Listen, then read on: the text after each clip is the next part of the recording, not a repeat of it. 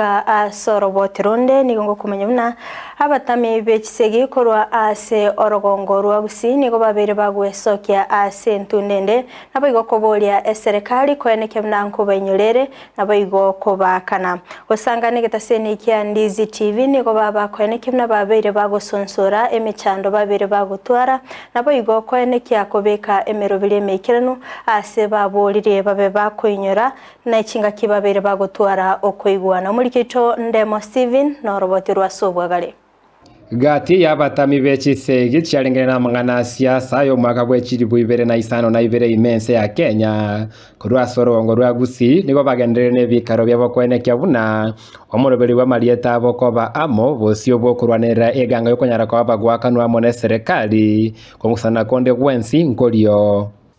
Mimi vile nasimamia hii network ya Nyanza Western Caucus IDPs, kulikuwa na marumbano kidogo. Nafikiri leo wale maofisa walitumwa na serikali kuja kutuweka pamoja tumalize ile marumbano. Tumemaliza. Vile tumemaliza, hakuna shida yoyote kwa mwananchi yoyote yule aliathirika ataweza sema ati hatuko pamoja. Usirete maneno tena katikati uanze kutufuruga. Tuendeze hiki kipindi mpaka watu walipwe.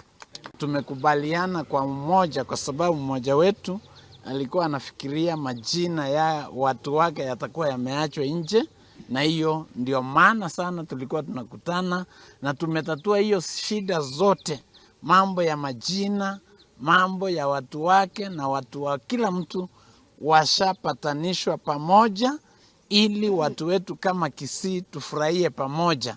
Sio wakati wengine wanafurahia wengine wakilia.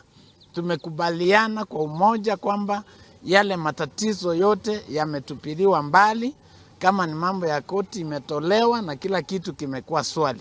Kibagosanga kurwa somo cyobosongo nigo banyareko abakobori abana siasa kurwa sorongo rwa Gusii kunyara gweso kina kweneke buna bali bonse banyarete ko abagoturubanigu nechisegi cya kiseza cyo mwaka w'ekiri wibere na isano na ibere kurwa sorongo rwa Gusii banyarete ko abagwakanwa ne serikali.